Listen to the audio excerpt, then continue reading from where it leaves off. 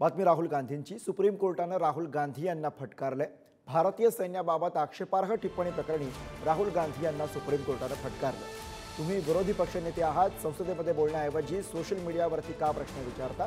चीनने 2000 किलोमीटर जमिनीवरती कब्जा केला हे तुम्हाला कसं कळलं? टिप्पणी कोणत्याही विश्वसनीय माहितीवरती आधारित आहे का, असं कोर्टाने विचारलं। भारतीय सैन्याला चीनी सैनिक मारतायत असं वादग्रस्त विधान 2022 मध्ये राहुल गांधी यांनी भारत जोडो यात्रेदरम्यान केलं होतं।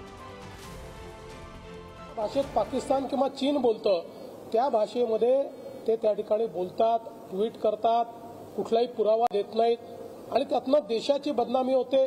जे आमचे फोर्सेस आहेत जे इतक्या भयानक -40 डिग्री टेम्परेचरमध्ये ते आपल्या सीमेचं रक्षण करतात आणि तुम्ही इथे बसल्या बसल्या सांगता की सीमेची जागा गेली। त्यामुळे मला असं वाटतं की सुप्रीम कोर्टाने राहुल गांधींना योग्य सल्ला दिलेला आहे, चांगल्या प्रकारे झापलेला आहे। आता तरी राहुलजी सुधरतील आणि अशा प्रकारचं भारत विरोधी वक्तव्य देणं बंद करतील असा मला विश्वास आहे।